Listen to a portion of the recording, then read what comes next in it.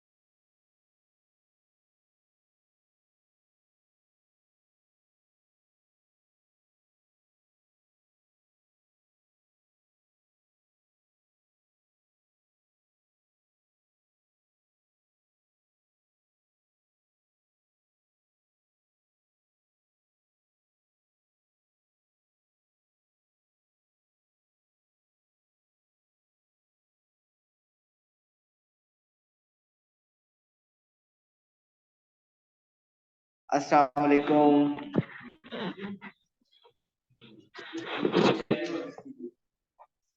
कैसे हो? मैं एक वो भी हूँ मैं।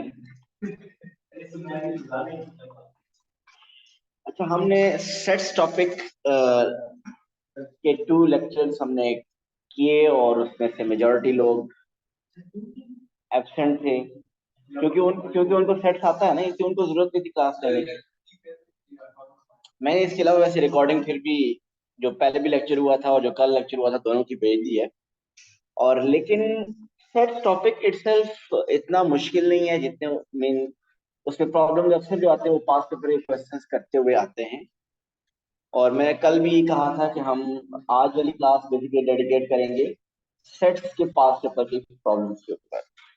जी, आप में से किसी ने कोई क्वेश्चंस कोई किए हैं पास पेपर्स के और सेट्स के तो पूछना चाहते हैं तो आप बताइए पहले। और अगर आपके पास नहीं है तो मैं भी क्वेश्चन खुद से लेके वो प्रैक्टिस करें। ठीक हो गया। तो इसका मतलब आपका कोई क्वेश्चन नहीं।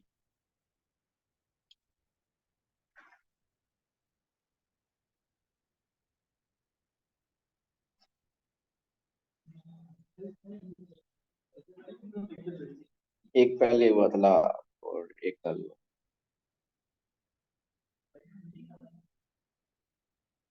हाँ, वैसे फ्राइडे को हुआ सेट्स का। पता नहीं मेरी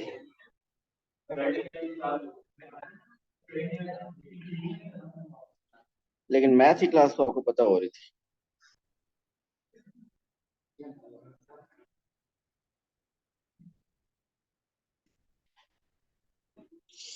सॉरी, मुझे दोबारा शेयर करनी पड़ेगी पीडीएफ फाइल।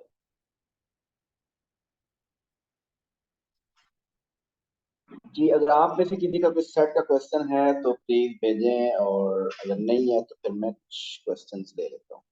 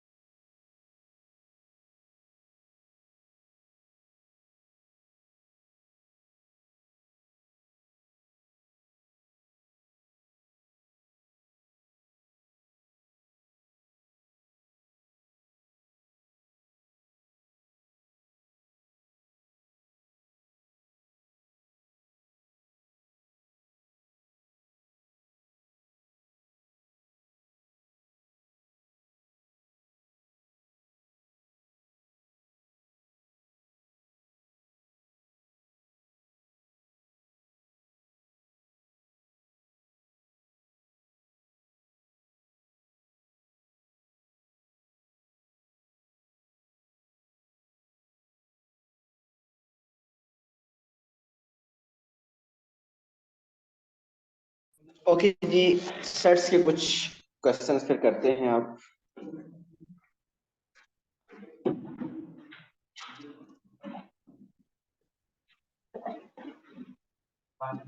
कोई भी हम रैंडमली भी क्वेश्चंस पिक करते हैं।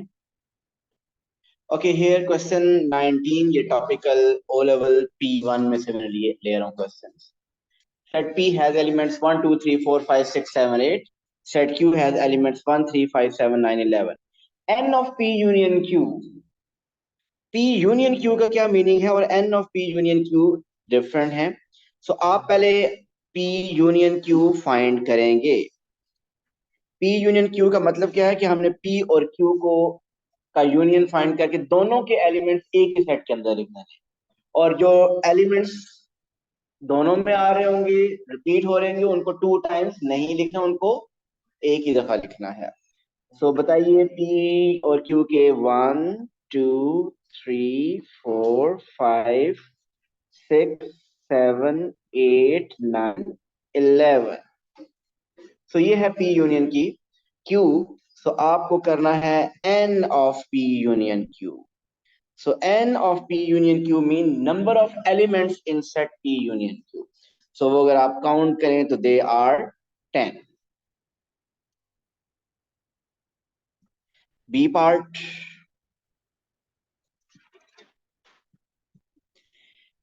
ये किस चीज का सिंबल है?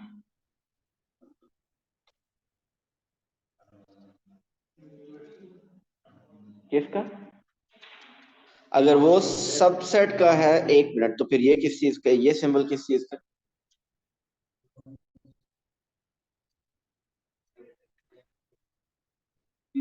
ये है सबसेट, और वो बिलोंग्स टू, या कोई लाइट या आगे वाली कम कर दे। बिलोंग क्या सिंबल है? बिलोंग्स टू या इज एन एलिमेंट ऑफ। ये जो लिखा हुआ है ना, ये लिखा हुआ है P belongs to A intersection B, या इसको कहते हैं P is an element of A intersection B. Q is an element of A union B whole complement. R is an element of, या R belongs to A intersection B complement. On the Venn diagram below, write each of the letters P, Q, and R in its appropriate subset. जी, हमें बताएंगे आलियान सबसे पहले। Aliyan, where to write P? Okay, मैं numbering करता हूँ, बताएं कहाँ पे। 1, 2, 3, 4 किस रीजन में लिखूं? मैंने नंबरिंग कर दी है, 1, 2, 3, 4, 3। यस, ये सिर्फ आपके लिए नंबरिंग किया ताकि आपको बताना आसान।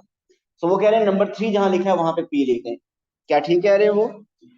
सो P belongs to A intersection B, बिल्कुल ठीक कह रहे हैं। ओके, सो अब बताइए फिर क्यू कहाँ आएगा? 1 पे। जी, क्यू लिखा हुआ है A union B whole complement. A और बी यूनियन का मतलब है कि ए और बी फुल आ जाएगा। उसका whole complement mean other than A and B. So जहां 1 लिखा है वहां क्यू आ जाएगा। What about are?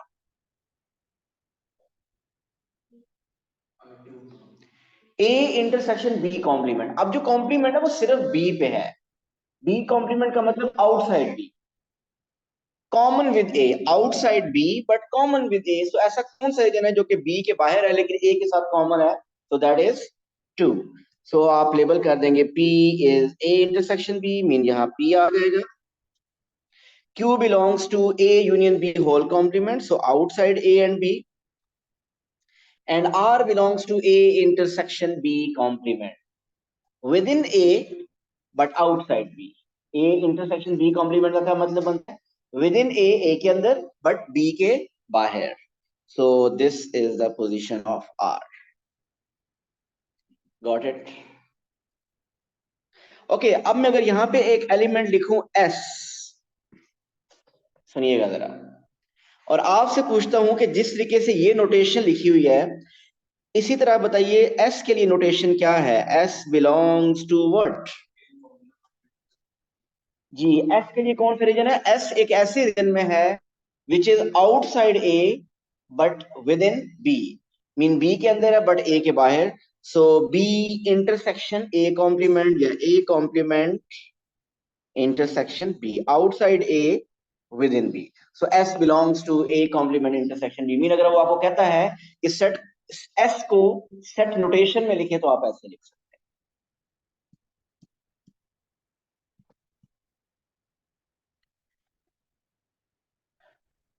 Okay ji,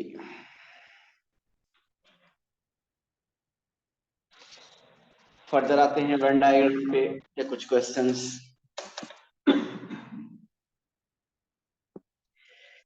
18A, in the Venn diagram, shade the subset P union Q intersection R complement. ये मैं बोल्ड करके लिख देता हूँ, ये लिखा हुआ है बी, अभी बोलना नहीं है किसी ने answer, B union Q intersection R complement.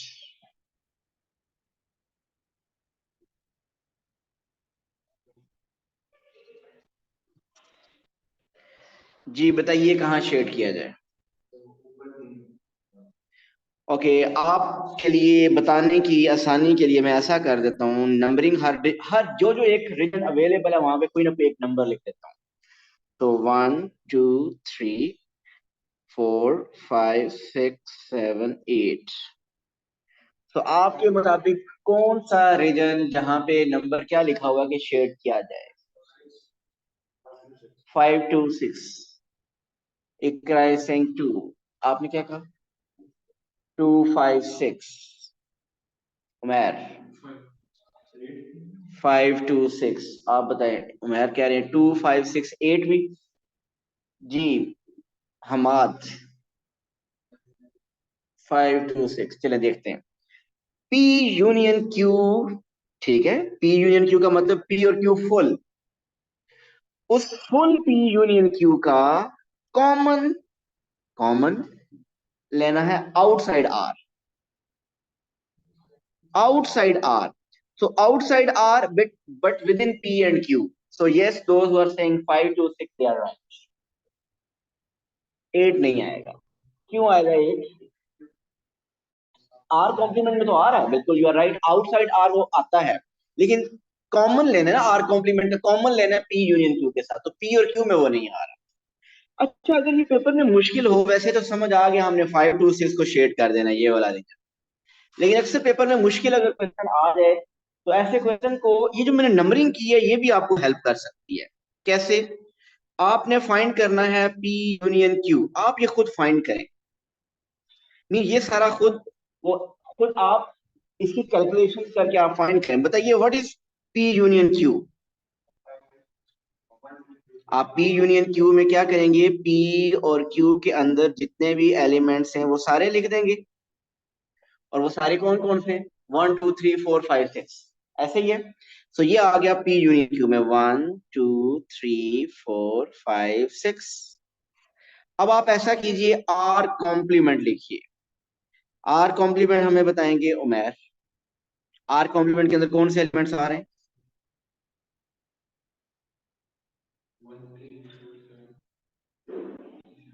ये आर के अंदर आ रहे हैं, आपने आर कॉम्प्लीमेंट बताना है। आर कॉम्प्लीमेंट क्या होता है, which are outside R, which are not in R. R complement outside R, R के अंदर एलिमेंट्स हैं 1 3 4 7, 1 3 4 7 के बाहर जितने भी एलिमेंट्स हैं वो बता दें। सो आप बता देंगे 2 5 6 8, 2 5 6 8। सो आर कॉम्प्लीमेंट में है 2 5 6 8। सो ये भी कर चुके हैं, ये भी कर चुके हैं, अब इन दोनों का क्या लेना है, इन दोनों का लेना है इंटरसेक्शन, इन दोनों में कॉमन एलिमेंट्स। सो आप चेक कीजिए इन दोनों में कॉमन क्या है, 2 5 और 6। सो जहां पे 2 5 6 लिखा हुआ है आप उसको शेड कर, डायरेक्ट हम कर चुके थे, आप कीबोर्ड से मिला। जी हमने डायरेक्ट पहले किया, ये अब दोबारा किया। डायरेक्ट किसने बताया था, अहमद इशक, बल्कि काफी लोगों ने बताया। उसमें कहता आप डायरेक्ट का सोच लेते थे, कुछ और सोच रहे। हमने डायरेक्ट ही पहले किया, आपने हम मैंने डायरेक्ट सबसे पूछा था और सबने मेजोरिटी ने करेक्ट बताया था, और उन्होंने कहा था कि ये रीजन शेड कर दे, तो हमने ये रीजन शेड कर देना है एग्जाम हॉल में। क्योंकि हमने तो एग्जामिनर को इम्प्रेस करना है, डायरेक्ट बताना है, डिस्टिंक्शन लेनी है इंशाल्लाह।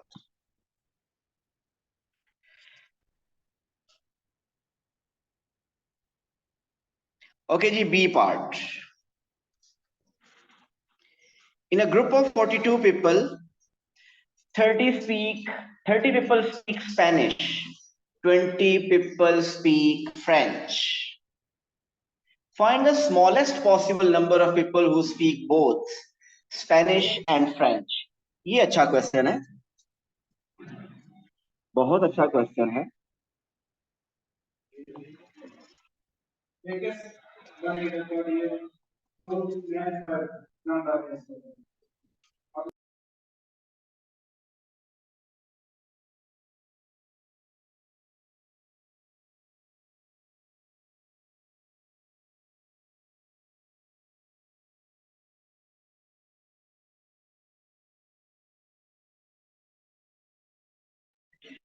अच्छा जी,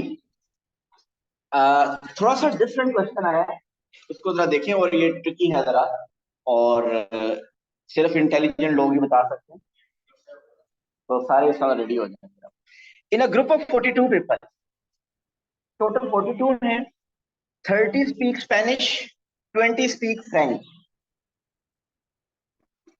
पॉसिबल है? मैं इंटेलिजेंट लोगों, एक मिनट यार, उमर क्या ये पॉसिबल है? ऊपर कह रहा है 42 लोग हैं और 30 कह रहा है स्पेनिश और 20 फ्रेंच, ये कैसे पॉसिबल है? ये तो 8 ज्यादा हो गए। ये पॉसिबल है बात या नहीं? है पॉसिबल। कैसे? साइन, ऐसा पॉसिबल है ना, एक बंदा दो लैंग्वेज जो बोलता हो। ठीक हो गया। सो इंटेलिजेंट लोगों की कमी नहीं है। अच्छा जी, बताना ये है, find the smallest possible number of people who speak both. कम से कम कितने लोग ऐसे हैं जो कि दोनों लैंग्वेज बोलते हो? कम से कम 8। देखा, डायरेक्ट आंसर आ गया। कम से कम, ज्यादा हो सकते हैं, इससे भी ज्यादा हो सकते हैं, लेकिन कम से कम 8 जरूर होंगे। क्योंकि अगर मैं ये अज्यूम करूं कि स्पेनिश वाले 30 टोटली अलग हैं, ये टोटली अलग है और ये 20 टोटली अलग है, तो इनका सम क्या बनेगा? 50 बन जाएगा। और आपको पता है सम 50 तो पॉसिबल नहीं है, तो फिर पॉसिबल क्या है? 42 पॉसिबल है। इसका मतलब कि जो ऊपर वाले 8 हैं, ये 8 हैं, ये एटलीस्ट दोनों कॉमन होने चाहिए, ये डुअल लैंग्वेज वाले होने चाहिए। सो एटलीस्ट जो उन दोनों में कॉमन होना चाहिए वो कितने होने चाहिए? 8। ओके जी, सेकंड पार्ट देखिए, उसी का ही है। Find the largest possible number of people who speak neither Spanish nor French. Neither Spanish nor French.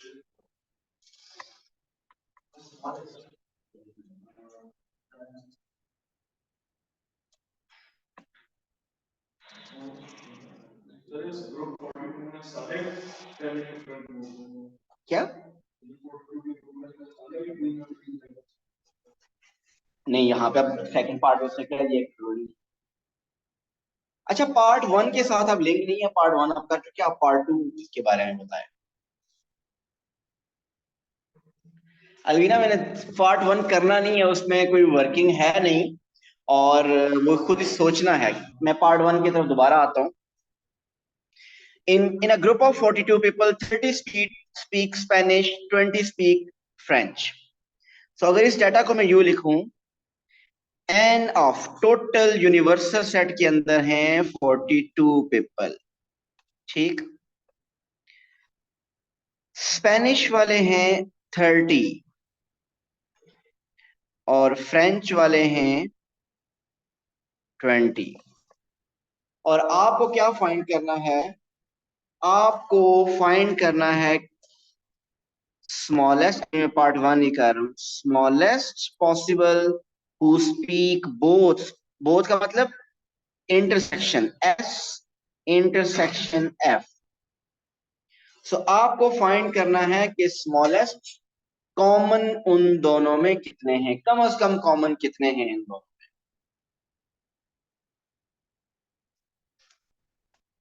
तो यहाँ पे हमें आंसर किसी ने बता दिया था 8, और वो बिल्कुल ठीक बताया था। और उसकी रीजन क्या थी, मैं वो फिर रिपीट करता हूँ कि अगर आपको स्मॉलेस्ट कॉमन फाइंड करना है ना, तो आप एज्यूम करें स्मॉलेस्ट कॉमन 0 है। स्टार्ट यहाँ करें, स्मॉलेस्ट 0 से स्मॉल तो नहीं हो सकता, नंबर नेगेटिव तो नहीं हो सकते। सो हम स्मॉलेस्ट कहते हैं 0 है। स्मॉलेस्ट कॉमन 0 का मतलब ये है कि इन दोनों में कुछ भी कॉमन नहीं है। अगर इन दोनों में कुछ भी कॉमन नहीं है, इसका मतलब ये 30 डिफरेंट है और ये 20 डिफरेंट है। अगर ये 30 और ये 20 डिफरेंट, तो टोटल इन दोनों का कितना बन जाएगा, इन दोनों का सम 50 बन जाएगा। आप बताइए क्या टोटल इन दोनों का सम 50 पॉसिबल है? आंसर इज नो, क्योंकि टोटल यूनिवर्सल टोटल सेट में आपके पास एलिमेंट्स ही पीपल ही 42 हैं, तो 50 तो पॉसिबल नहीं है। तो ये तो जो आपने स्टार्ट लिया कि 0 कॉमन है, कुछ भी कॉमन नहीं है, वो पॉसिबल ही नहीं है। आप फिर अगर 1 कॉमन लें, तो फिर यहाँ पे एक 1 कॉमन लेंगे तो 49 बनेगा। तो इससे आपको पता चलेगा कि 50 जो पॉसिबल नहीं है, तो फिर मैक्सिमम पॉसिबल कितने हैं, 42। तो इसका मतलब ये ऊपर वाले जो 8 है, ये 8 कम से कम कॉमन होने चाहिए, ये एटलीस्ट 8 कॉमन होने चाहिए दोनों में। सो इसका हमने डिसाइड किया कि least possible N of A number of elements S intersection F is 8।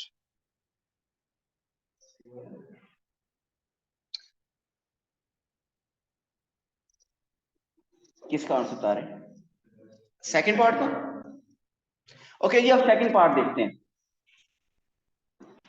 Find the largest possible number of people who speak neither Spanish nor French. Largest.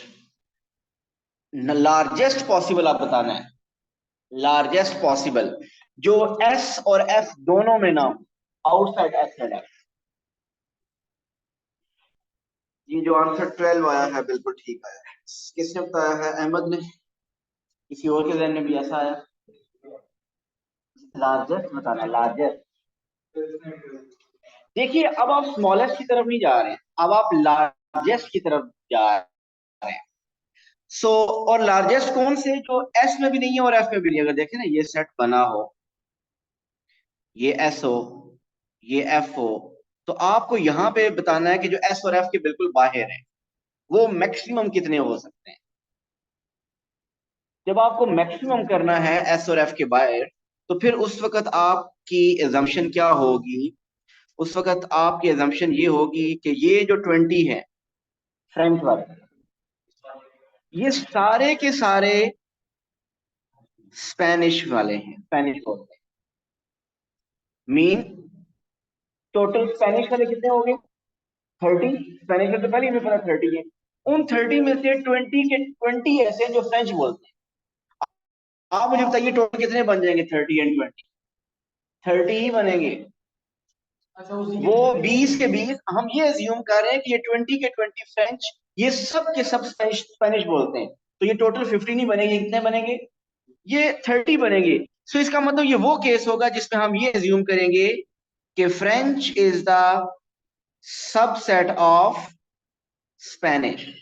जब ऐसा हम एज्यूम करेंगे कि French is a subset of Spanish, तो आप मुझे बताइए French के अंदर 20 और स्पेनिश के अंदर 20 ऑलरेडी हैं, तो इधर 10 तो 30 हो गए। तो आप बताइए इधर बाहर कितने आ जाएंगे, बाहर कितने आ जाएंगे, टोटल 42 थे, तो 42 में से 30 माइनस कर दें तो बाकी इधर कितने आ जाएंगे, 12 आ जाएंगे। ये हमने फाइंड किया है मैक्सिमम, ये हमने मैक्सिमम फाइंड किया है। तब हमने ये केस लिया कि वो 12 वो 20 हमने सारे के सारे कॉमन कंसीडर कर लिए। वो 20 हमने कंसीडर कर लिए कि जो फ्रेंच वाले हैं वो सारे के सारे दे स्पीक स्पेनिश है सर। सो इस केस में जो आउटसाइड एस एंड एफ आएंगे वो लार्जेस्ट पॉसिबल आएंगे, इससे largest outside S and F नहीं।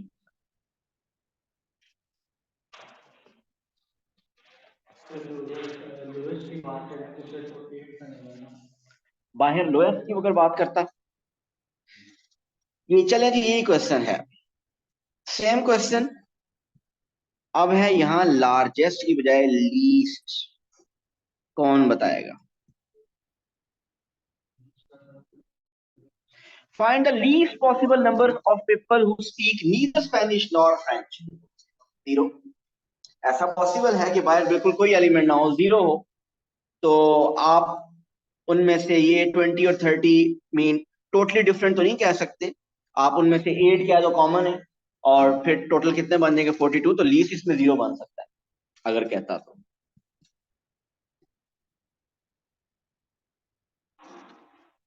ओके जी, ये 16 में कुछ क्लियर नहीं है।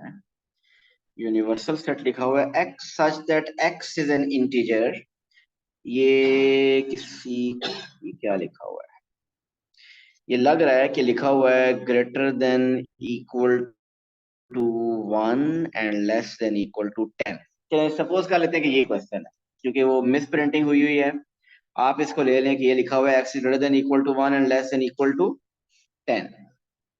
उधर आ जाए, हयान पढ़ने आया हुआ है। Okay, f is x such that x is a factor of 24। Umair बताइए f के अंदर कौन से एलिमेंट्स?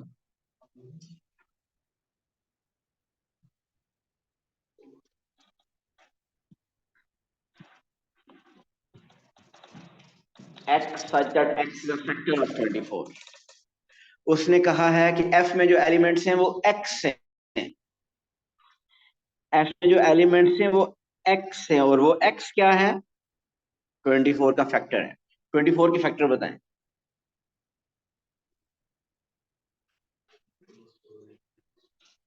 साइन 24 के फैक्टर। ओके,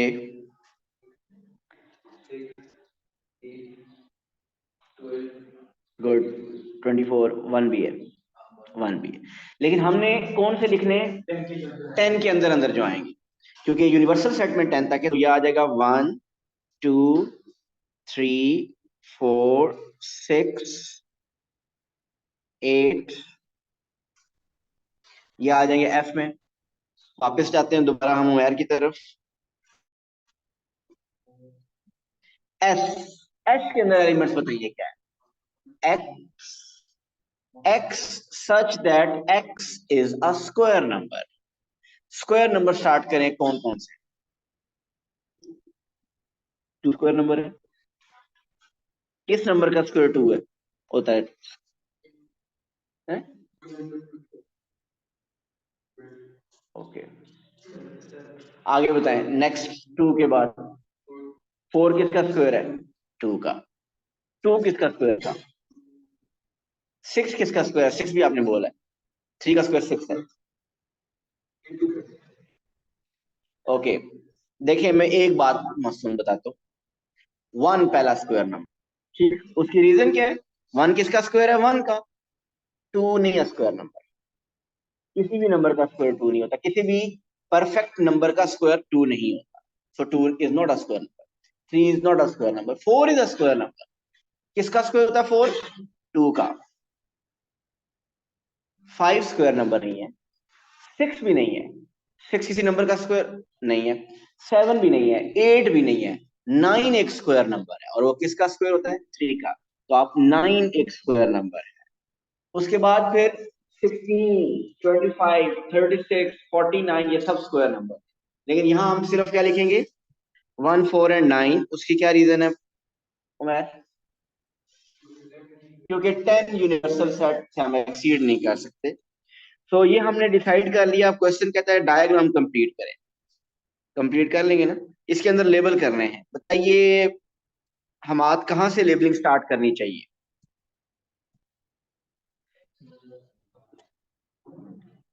हमेशा हमें कॉमन रीजन इधर से स्टार्ट करना चाहिए। सबसे पहले इधर इसको फिल करना चाहिए, कॉमन को। इन दोनों में कॉमन क्या है? 1 एंड 4। ठीक हो गया, ये फिल हो गया। अब एस को, एस को फिल करें। एस के अंदर 1 4 9 था। 1 और 4 ऑलरेडी लिखा हुआ है, जस्ट यहाँ क्या लिखना है? 9। एफ को देखिए, तो उसमें 1 2 3 4 6 8 था। 1 और 4 लिखा हुआ है। हमने क्या यहाँ लिखना है? 2 3 6 8। अब बाहर क्या लिखना है? यूनिवर्सल सेट में क्या रह गया?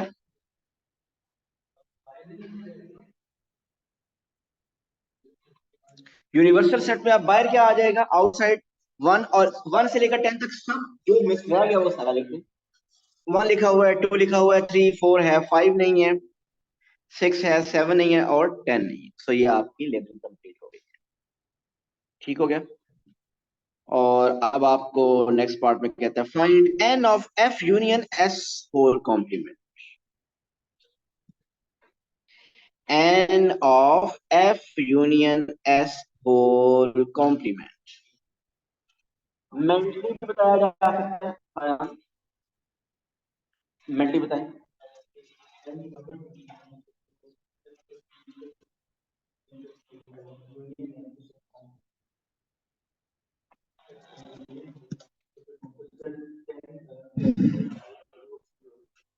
तो आंसर इज 3। जी क्या सब इससे एग्री करते हैं, ये आंसर 3 है। एफ यूनियन एस ये बनता है, ये है एफ यूनियन एस, ये है एफ यूनियन एस। लेकिन उसने कहा F union S whole complement, mean F और एस के बिल्कुल बाहर। सो एफ और एस के बाहर कितने एलिमेंट्स हैं, 1 2 एंड 3।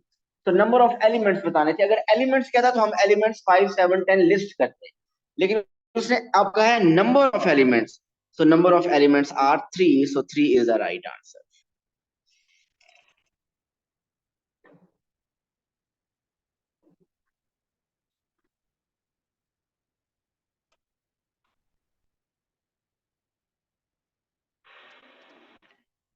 ओके जी, बी पार्ट में आपने शेड करना है P intersection Q intersection R complement. इन तीनों का कॉमन रीजन, और तीनों का मतलब P का, Q का और R कॉम्प्लीमेंट का। आंसर नहीं किसी ने बताना, अच्छी तरह सोच रहे हैं। P का, Q का और R कॉम्प्लीमेंट का, तीनों का कॉमन रीजन क्या है। आपको आंसर बताने में ताकि आसानी हो, मैं हर जगह पे एक नंबर लिस्ट कर देता हूं, आप उसके मुताबिक मुझे आंसर बताएंगे कि क्या है। 1 2 3 4 5 6 7 8। सबका 3 है। सो P और Q में कॉमन, और बट R से बाहर, तो बिल्कुल आप सब बिल्कुल ठीक कह रहे हैं। सो हम शेड कर देंगे यहाँ पे इस 3 को, जहाँ पे 3 लिखा हुआ है। So this region should B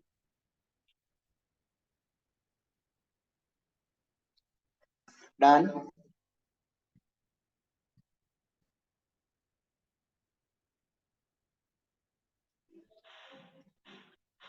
चलें जी, एक और क्वेश्चन आ गया। ये किसका सिंबल है,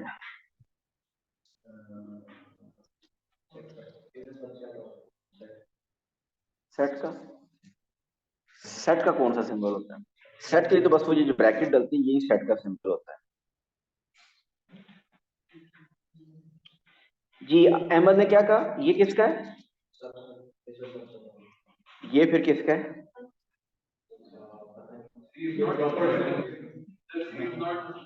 ये सबसेट है जो मैंने अभी लिखा है, तो फिर वो किस चीज का है, नॉट अ सबसेट ये होता है, ये होता है नॉट अ सबसेट। वो किसका सब सिंबल है, प्रॉपर सबसेट। प्रॉपर सबसेट, ये प्रॉपर सबसेट क्या होता है।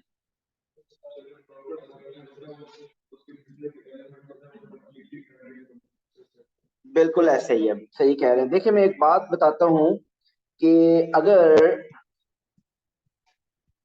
पी के एलिमेंट्स है, ये इस क्वेश्चन से भी नहीं बता रहा, पी के अगर एलिमेंट्स है ना 1 2 3 4, तो इस पी के बहुत से सबसेट बन सकते हैं, बहुत से सबसेट बन सकते, कितने 16 बन सकते हैं। एक होगा इसका एम्प्टी सेट, एक होगा 1 2 3 4, 1 2 1 3 1 4 2 3 2 4 3 4 1 2 3 1 3 4 2 3 4, और एंड पे 1 2 3 4। अगर मैं यहाँ पे एक लिखूं एक और सेट Q, बताइए क्या ये Q P का सबसेट है, क्या Q P का सबसेट है। यस, क्यू भी पी का सबसेट है। अगर सारे के सारे एलिमेंट्स उसमें आ जाए तो क्यू भी पी का सबसेट है, लेकिन क्यू पी का प्रॉपर सबसेट नहीं है। सो प्रॉपर सबसेट होने के लिए कम से कम एक एलिमेंट उसका ओरिजिनल से कम होना चाहिए। मीन अगर इसमें से 4 हटा दिया जाए ना, तो अब क्यू उसका एक प्रॉपर सबसेट बन जाएगा। मीन जो एक सेट इटसेल्फ आ जाता है तो वो तो सबसेट होता ही है, लेकिन आपका प्रॉपर सबसेट जब बन जाता है तो उसमें आप कह सकते हो कि कम से कम एक एलिमेंट उसका ओरिजिनल सेट में ज्यादा होता है। अब जब वो कह रहे हैं ना कि Q is a subset, proper subset of P, तो इसका मतलब, अच्छा मुझे ये बताइए कि Q कहाँ लेबल करूं इस डायग्राम में? इस डायग्राम में Q कहाँ पे आएगा? जो सर्कल बना हुआ है P का, उसके उसके बाहर यहाँ पे Q आएगा। क्या ये लग रहा है Q सबसेट है, P प्रॉपर सबसेट है P का? या तो P लग रहा है सब प्रॉपर सबसेट है Q का। आपने P अंदर कर दिया, Q बाहर कर दिया। आपको बताना है Q is a proper subset of P, so Q should be inside P। क्या ये ठीक बना है अब? जी, क्यू को ड्रॉ करने में किसी को प्रॉब्लम? क्योंकि उसने कहा था क्यू उसका सबसेट है, उसका प्रॉपर सबसेट है, उसके अंदर आना चाहिए। अब बताइए R, P intersection R empty है। पी और आर में कोई एलिमेंट कॉमन नहीं है। आर कहाँ ड्रॉ करो? बिल्कुल अलग से ड्रॉ कर दें आर इस तरह, और वो किसी के साथ उसका कोई रीजन कॉमन नहीं होना चाहिए, क्योंकि उसने कहा है पी और आर में कुछ भी कॉमन नहीं है। तो देखिए मैंने ड्रॉ कर दिया आर, दिस शोज कि आर और पी में कुछ भी कॉमन नहीं। जी क्लियर है ये? सामने क्यू एंड आर ड्रॉ कर दिए और लेबल कर दिए।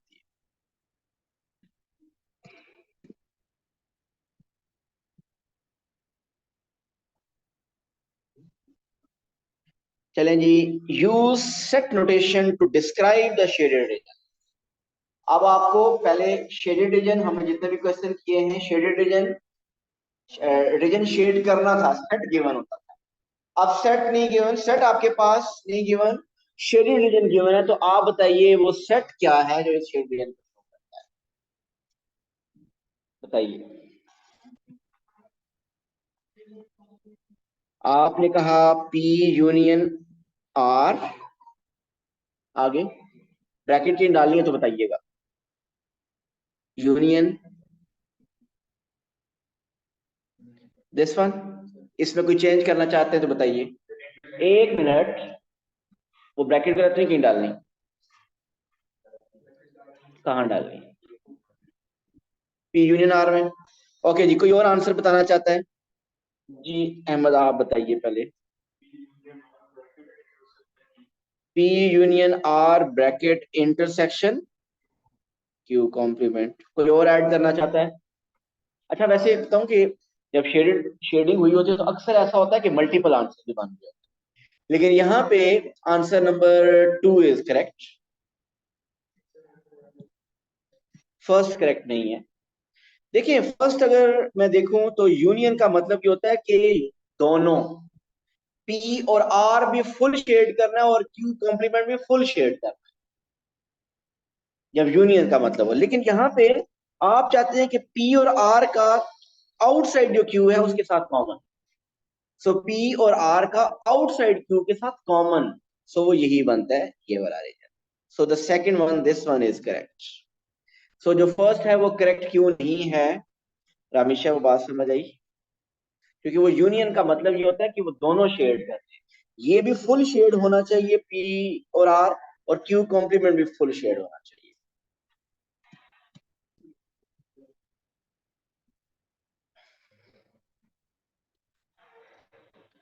चलें जी, बी पार्ट आप करेंगे।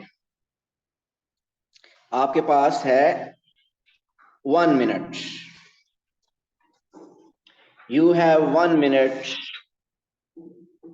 उस 1 मिनट से पहले कोई नहीं बोलेगा।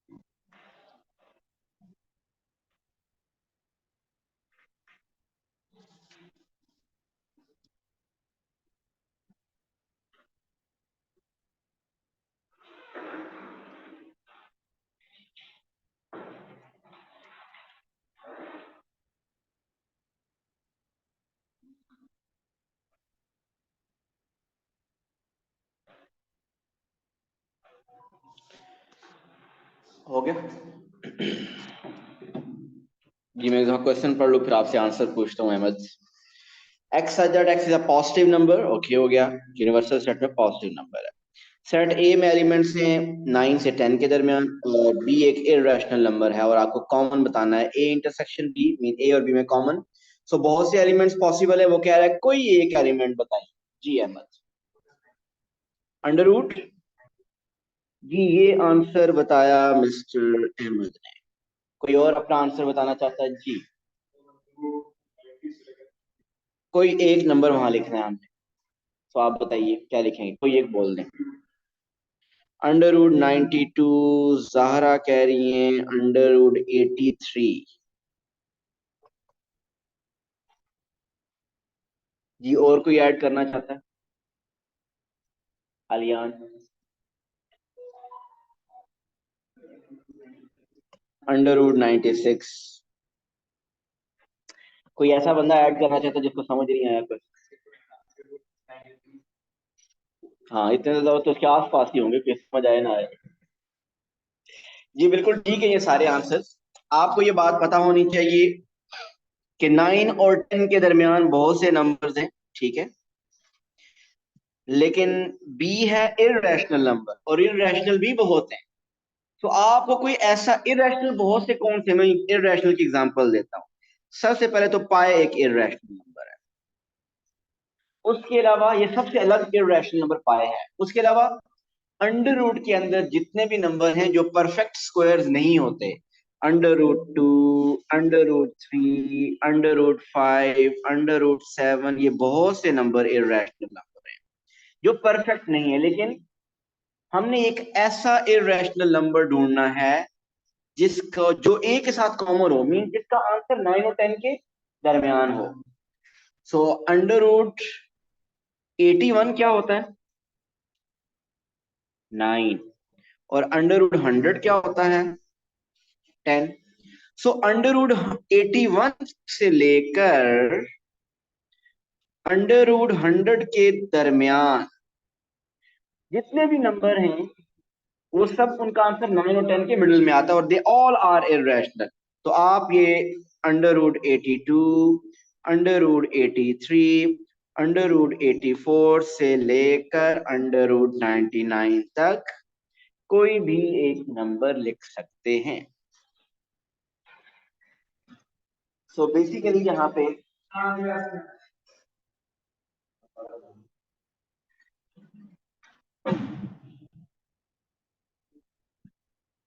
तो ये बेसिकली सेट का इतना क्वेश्चन नहीं था, नंबर टॉपिक से था। चले जी एक और आ गया जिसको शेयर करना है। C intersection A union B whole complement. C intersection A union B whole complement. अगर मैं पहले लेबल कर दूं पहले आपके लिए,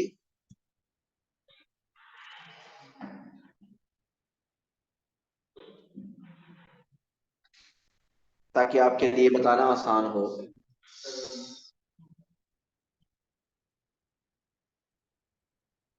ठीक है 7। सो आपको कह रहे हैं कि सी का कॉमन देखना है किसके साथ? ए यूनियन बी के बाहर। ए यूनियन बी के बाहर हो मीन ए और बी के बाहर हो बट सी के अंदर, सो इट्स ओनली 7। सो आप ये region, so we will shade this specific region. Clear है भाई?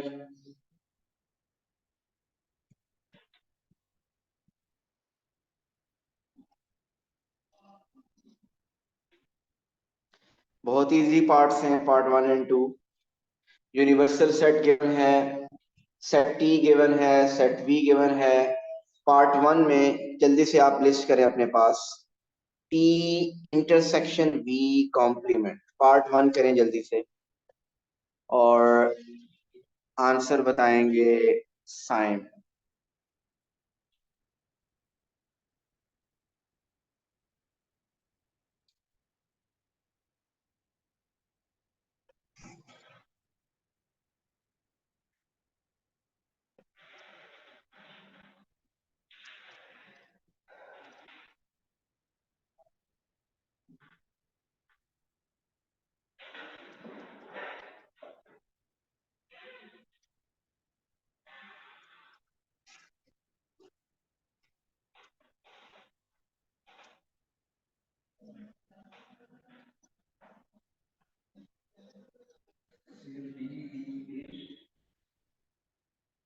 T H final answer.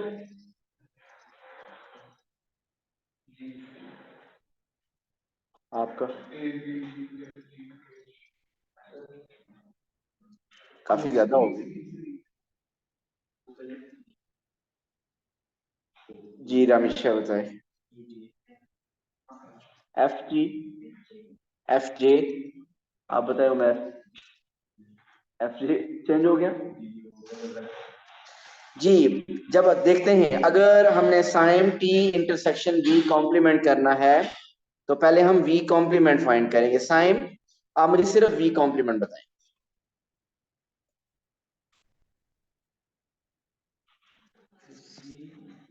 सी ई एफ जे, ये हो गया वी कॉम्प्लीमेंट। अब आपने टी का और वी कॉम्प्लीमेंट इन दोनों में कॉमन लेना है। टी इंटरसेक्शन वी कॉम्प्लीमेंट, आप बताएं इन दोनों में कॉमन क्या है।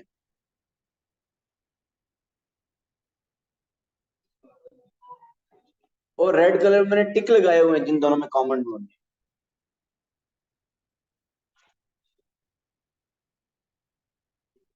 सो एफ और जे दोनों में कॉमन है। ओके जी, सेकंड पार्ट है n of T union V. So T union V पहले फाइंड कर लें। इन दोनों में जो यूनियन मीन टी और वी, जिस जो जो एलिमेंट थे वो दोनों के element set T union V में लिखते हैं। सो ए भी आ जाएगा, बी भी आ जाएगा, डी भी आ जाएगा, F G H I and J. और अब आपको काउंट कर लें कि ये कितने बनते हैं। So these are 8। So n of T union V is 8.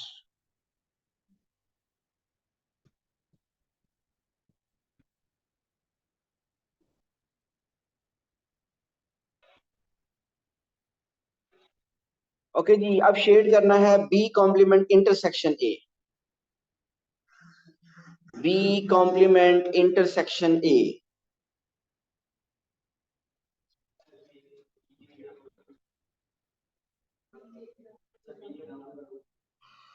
A के अंदर outside B within A। B complement mean outside B, intersection A mean with A। So B के बाहर बट A के अंदर। सो ये आपका रीजन डोनट की तरह, लेकिन वो सही बेक ना हुआ हो, थोड़ा टिल्टेड हो। ऐसे ही है यार।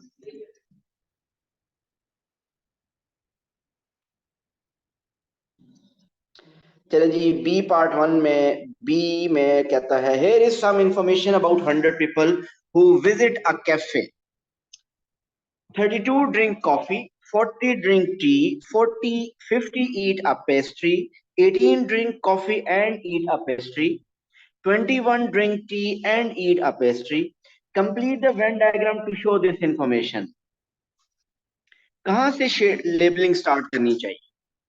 कॉमन रीजन से। अब तीनों में तो कॉमन कुछ है नहीं, आप डायग्राम में भी देख सकते हैं। So common T and P में क्या है? T and P,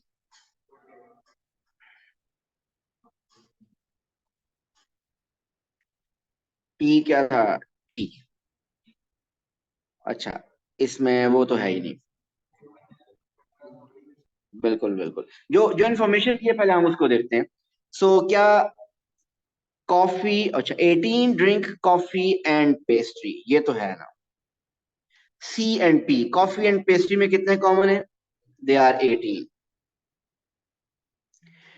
21 drink tea and eat pastry, so T और पी में कितने कॉमन है? 21। अब हमें इस पी को फिल करना चाहिए। पेस्ट्री में कितने? 50। याद रखिएगा 15, यहां 50 नहीं लिखना, दिस इज रॉन्ग। आप पहले पेस्ट्री के अंदर कितने लिख चुके हैं वो देखें। पेस्ट्री के अंदर ऑलरेडी 21 प्लस 18 39 हम लिख चुके हैं। 21 प्लस 18 39 ऑलरेडी मेंशन है। तो बाकी कितने रह गए? 11। सो 11 हम यहां लिखें। अब हम कॉफी वाले कितने हैं? 32। सो कॉफी में ऑलरेडी 18 मेंशन हो चुके हैं, हमने 32 minus 18 14 and 40 drink T. 40 drink T. अब उन 40 में से भी 21 ऑलरेडी मेंशन है, so we have to write remaining 19। सो ये लेबलिंग, सॉरी। अब उसके बाद कहता है कि टोटल कितने थे? 100 थे। सो इन सबको ऐड करें जो लिखे हुए, ये कितना बन रहा है? 83। इन सबको ऐड करने से 83 बन रहा है और टोटल 100 थे, तो बाहर कितने आ गए? 17। ठीक हो गया। ये इसका पार्ट 1 था, लेकिन पार्ट 2 में भी उसने कुछ ना कुछ पूछा होगा। पार्ट 2 में देखिए वो कह रहा है find N of T union P union C whole complement.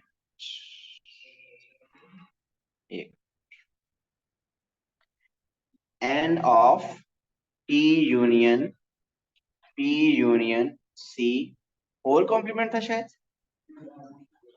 ये था।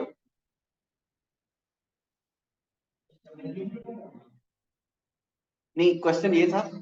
हाँ जी, यही क्वेश्चन है। बताइए आंसर इज, ये तो ऑलरेडी पार्ट ए 1 को फिल करने के लिए हमने बता दिया था। T union P union C का मतलब है कि T P and C whole complement mean outside T P and C. So outside T P and C the number of elements are 17। जी क्लियर है ये? सो कल के लिए अगेन अब आगे पास पेपर्स। कौन सा पास पेपर?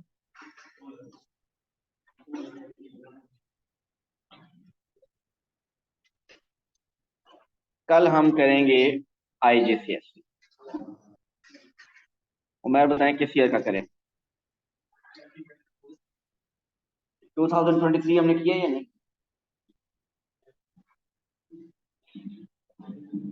हम्म? हमने पेपर 4 नहीं किए। सो मेरा ख्याल है कि आप आईजीसीएससी अक्टूबर नवंबर, टू नोट कर लें प्लीज, ये ग्रुप में आपने सेंड करना है। अक्टूबर नवंबर 2023 का पेपर कोड क्या होता है? 0580। उसका वेरिएंट 41। ये आपने आज अटेम्प्ट करना है और कल हम इसको डिस्कस करेंगे। Thank you. अल्लाह। अल्लाह।